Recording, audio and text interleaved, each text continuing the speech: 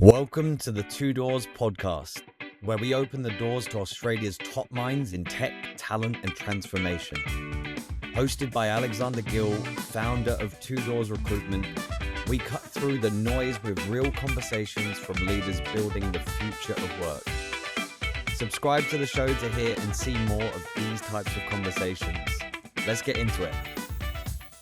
Ladies and gentlemen, welcome back to the Two Doors podcast. I am here with Arnab Dasgupta, who is a seasoned technology and transformation leader with more than 20 years of international experience spanning government, consulting, health, banking, and transport. He's led programs worth over $1 billion globally, bringing clarity and momentum to complex digital, regulatory, and business transformations. Arnab has founded and advised technology ventures worldwide, from Denmark's startup ecosystem to global incubators, and today he balances senior leadership roles in Australia, including President of Delivery and Managed Services at Silverlink Technologies, founder of Unocal, and Senior Delivery Lead at WorkSafe Victoria. Passionate about bridging strategy, technology, and community outcomes, Arnab continues to mentor emerging leaders and strengthen cross-cultural collaborations between Australia, India, and Denmark. Arnab, welcome to the podcast.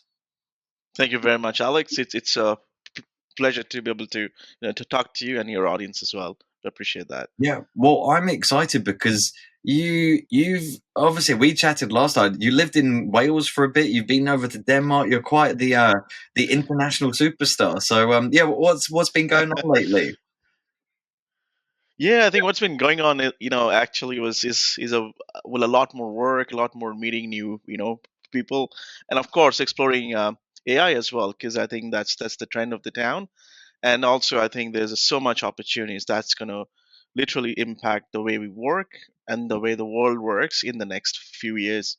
So very passionate about that as well. And I mean, your bio is very impressive in that. Like, how do you navigate all of these from founder of Unocal as well as managed services at Silverlink and senior delivery lead WorkSafe? Like, I feel like you're similar to me. You've got multiple personalities almost. That like you're yourself. Absolutely, and one of the things that drove me to do that is, I was always hesitant to be transitioned into a box where I would be defined by a role only, and so I always had this feeling that you can offer more than your title, and so I think that kind of explored me, or motivated me to explore the path of entrepreneurship, and that's why I do what I do is I feel like I've got more to offer than just one role. Hence, and I think going forward that could be the future of work as well. You're very right, because it's like now the AI revolution's come in. It's like making everyone assess what their job is. And if it's like just a box, it's like, well, surely AI can just replace a box. Whereas entrepreneurship is, I define it as like figure it out mentality. It's like, okay, you're just going to figure out, but how would you define entrepreneurship? That's a really good question. And I think one of my mentors actually taught me, well, what is entrepreneurship? And really, it's the useful embodiments of ideas in the marketplace. It's as simple as that. And that's what I've been told. And I have been following that model and, mantra. So, and it really defines, it's also perception as well. So how you perceive entrepreneurship. And it can change lives as well. And what are you seeing in the market as well? I think you touched on it slightly there, but yeah, is there any market insights that you want to share? Of course, I think one of the things that I've learned as part of my entrepreneurial journey is uh, good products doesn't always make good businesses. There's a lot more to entrepreneurship than just building great products as well.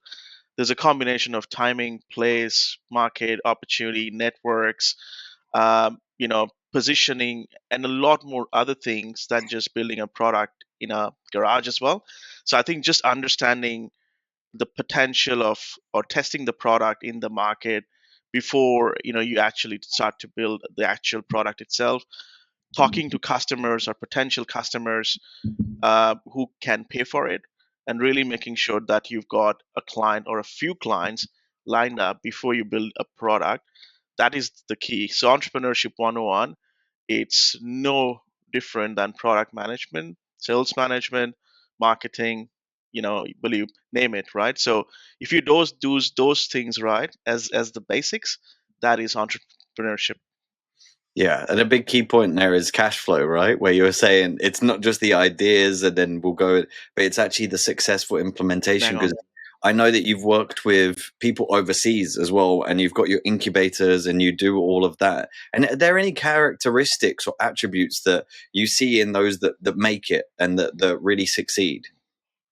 Yeah, 100%. And one of the things that I would point out is the hang up on an idea, which is, and then without testing the idea, developing a product versus talking to clients in the first place, understanding, okay, where is the gap, and then analyzing the market, analyzing potential customers, and then trying to find out, okay, so there is the gap. That's where I can build a product. But if I build a product, can the client buy it? And then talking to potential clients. So really making that whole sort of analysis and the due diligence earlier before even starting to build a product versus I trust on my idea and I know it will work. That makes a massive difference. Mm. It's also the courage as well, isn't it? And that, like, it's entrepreneurship is a scary world. One of my friends, he's a great entrepreneur. He's got his own venture capital and he's got multiple successful businesses. And he said that Elon had quoted that entrepreneurship is like going out into the abyss not knowing the end point with shards of glass in your mouth. It was like because you're leading that unknown, but you don't know what will happen. And yeah, I mean, I think it's how the world has always been. Like the light switch was an entrepreneurial shift at one point. A glass that you can drink from was an entrepreneurial shift. Like these are all ideas and thoughts that someone has like really courageously put down. And talk us through some of the differences from overseas, because I love last time we spoke the you were saying the Australian dream is like focusing on property ownership versus company building, and you were saying the Nordic contrast is founders living on rent whilst building multi-million-dollar businesses. Can you expand on Absolutely, that? absolutely. Thank you. Absolutely, I can. And I think one of the key things that I've learned from my experiences in different countries, especially with entrepreneurship. So I started off in Wales. I worked with a billionaire called Sateri Matthews in Wales. So we started in a foundation called the Alacrity Foundation. Then I went to Canada, then moved to Denmark, Norway, and Finland. So one of the key traits that I've learned in the process is ecosystem matters a lot, right? So if you have a thriving ecosystem that encourages companies or people to really fail and be proud of it, I think that's what you need also to thrive in entrepreneurial ecosystem. That's why Silicon Valley is the way well it is, right? So a lot of countries do not encourage or does have such ecosystems. So how do you work around that? And what I found when I moved to Australia was, the Australian dream of owning a house is great. I'm part of that dream as well, and I think one of the things that hinders that, or it's contrast to that, is starting a company, because you don't know what day two will actually look like. Forget what 10 years would look like if you start a business. So what that means that it kind of reduces your ability to take risks, and the fact that some of the corporate salaries are higher here compared to rest of the world as well. So I think one of the key messages that I'm trying to bring here to the councils and to the government is how do we foster more innovation, and how do you promote more risk taking as well, versus in Wales, where we created an ecosystem where if you hire an intern as a startup, the 6 months of salaries would have been paid by the Welsh government. So those are kind of all the things that encourages that ecosystem, and that's how you great companies flourish in the first place. Having said that, um, people can come out, great companies come out of ecosystem that doesn't exist as well. So there are exceptions, but to have a thriving ecosystem of startups and the ability to fail fast, learn, and then move on, I think that's probably one of the key highlights of building a solid company as well. Yeah, because I mean, in economical downturns is when real new companies are built. You look at Airbnb, WhatsApp, Slack, Uber, they're all invented when it was hard times. And so there needs to be that ecosystem to help them flourish. And I love what the Welsh government were doing there with the 6 month intern. That's brilliant. And so what needs to shift in terms of the cultural shift needed for innovation? That's a great question. I think there's so many different layers to that. Um, I think culturally, what we need to do is, besides, one of the things that I suggested to even the Welsh government is entrepreneurship should be part of your school exercise. So, building company should start when you're very young. You should not be hindered about what the outcomes are. And if entrepreneurship is taught, and this is what I learned, entrepreneurship can be taught, in and if the school starts doing that, and we have practical examples of students creating companies in the first place rather than homework, and I think that would be a great outcome for young kids trying to venture in the world of entrepreneurship, and they have already had a taste of it in the first place. Secondly, so even in the college education as well, as you can see, there's a lot of emphasis on education that are inclined towards securing marks. So I would also encourage companies to be able to to really create products and services and test it out as part of your assignment or as part of your you know research, because a lot of the times the gap is the industry and academia gap is exactly that, which is the lack of buy-in for a product or a service that is created from a university. So I think encouraging companies to be built based on research and with an economical mindset will actually bridge the gap. Thirdly, I think one of the key things is we need to bring in more investors in terms of encouraging companies to really hit from the ground level. So I know there's a lot of organizations like Launchfake and a few other organizations that do provide seed funding. So that is one of the sort of opportunities as well. But the other one is, which is what I'm trying to work towards, is having a platform through which you can access various markets. So India, China, Europe. So in that way, you are automatically tuned of building a product and having access to millions of customers, even billions of customers.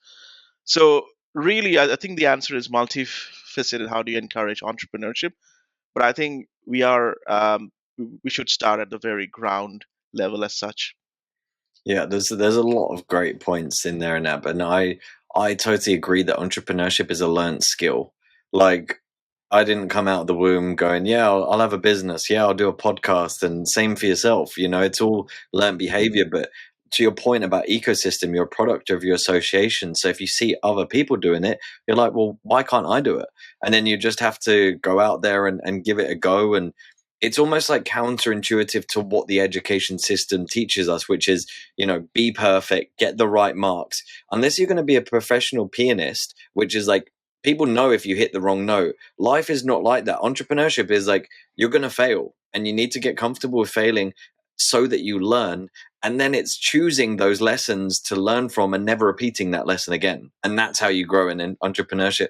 But it's so funny, isn't it? The education system, it's almost failing us as an innovative culture. So it's just teach us, just stagnate, she'll be all right, buy your house rather than build businesses, make impact, take risk.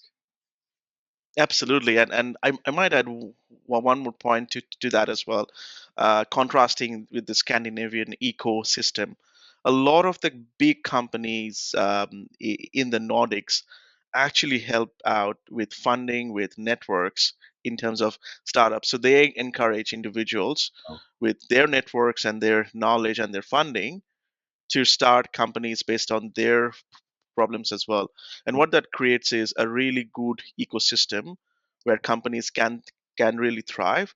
And there's a celebration of companies as well, in various forums as well. So and over there, I think one of the key differences I have noticed that they celebrate entrepreneurship versus someone only finding a job and then working towards it, which is great.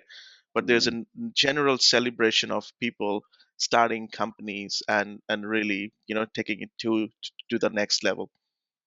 I think it's a cultural, systematic issue that we have here, if that's the right word, systematic. But like it's saying, the tall poppy syndrome. If like someone gets too high, people try and burn them down. But also the parent status. And what I mean by that is like if your parents can't say, "Oh, my child's a lawyer, a doctor, whatever," like this, then it's they've got this weird parent status. But I think legacy is what you leave behind you, and then the people that you Mm, impact, the lives that you positively help. And great companies build great people, and great people also build great companies. But it's reciprocal, isn't it? They both have to meet yeah. and add value to each other. And switching gears, talking about project management, because I love your philosophy, Anab, where you were saying that everyone is a PM in their own right. But what do you think it takes to be an exceptional project manager? That's a great question. I think the only thing that it takes to be a great project manager is managing people. If you manage that well, everything else is taken care of. I mean, these days you've got automated tools that can manage projects by itself. You just program and tell me, okay, I can tell me how my team is going, and they will tell you a daily, report as such. You can allocate tasks. Even some of the tools can automate tasks by itself, and going forward, that will all be automated. So what will be left of the role as a project manager is how well you manage people and how well you solve problems, which at this stage AI cannot do. And so that really, and having that clear leadership and direction, for the team rather than just managing tasks. So that really defines a versatile project manager. Yeah. And AI will never be able to, because it can't create a consciousness. It doesn't have emotional intelligence. It can't pick up social cues that, maybe today you can see Karen's energy is a bit down and asking her just, how's life going? And knowing, okay, maybe she's going through her own stuff, that her work output isn't going to be huge today, but just maybe being there having a coffee with someone, it's that's going above and beyond of what AI can ever do. And how do you, like, is there anything you would advise for growing those management skills and management people? Yeah, absolutely. I think one of the key things is being ability to, have that emotional intelligence as well. Secondly, listening well, understanding, your team, understanding your peers, understanding their, motivations, understanding what works for them. The same hot water that hardens an egg softens a carrot as well. So you just have to understand the lay of the land, understand what works for someone, and really immerse yourself in managing or understanding people, and the rest will follow suit after that. Yeah, it's not a one size cookie cutter approach, is it? Like No, humans, I wish. yeah, my motto is humans do humans best. Like, and in entrepreneurship, with that failing aspect and learning, same with people management. You can upskill a junior for 2 years and they leave you, and it's not about hardening your heart. It's about going, okay, I've got a tough exterior, my skin's tough, but it's not hardening your heart, because you can impact many other people. And what would you Yeah. what are the importance of growing communication skills in app? Well, I think there's quite a few actually. Firstly, I think a lot of the focus. I think when I was growing up as a kid in India, and then I moved to Wales after that. A lot of focus on was to become an engineer, which is what I am by trade. And that technical skill focus at the times, well, is great because it helps you to become a sort of SME. But again, what you want to do is become a T-shaped person, which is you're very rounded. So, for example, if you're a versatile project manager, if you have worked in finance, for instance, can I get you and work in government? Or then can I move you to a different area in mining, for instance? So the only way you can be that versatile sort of professional is having the ability to communicate well, and the ability to understand your skills and transfer that. So, and the key to doing that is comms. So, and these are the kinds of things even a lot of the business schools don't really teach. So, for example, how do you manage people, emotional intelligence? How do you communicate well? How do you communicate to your team versus your manager versus your CEOs and whatnot? So those are kinds of the things that if you teach yourself at a very early age, I think that's going to go and help you in the very long run. And again, coming back to entrepreneurship, and why I want to tie that with entrepreneurship is you need all of those skills to really start a business. Yeah, you're so right. That's brilliant. And yeah, bringing this into land, is there any imparting wisdoms you'd love to share? I think there's a lot of emphasis on follow your dreams and follow your passion, and I would say follow your client's passion. It's a That's it, and powerful that's how you statement. can make. Thank you. That's it. Fantastic. Well, that's a great place to leave it. So thank you very much for coming on the show, Anab. Thank you very much, Alex. It's a pleasure talking to you. If you like this episode, please like and subscribe. It helps the growth of the channel so we can keep interviewing some of the best minds that there are here. Thank you very much.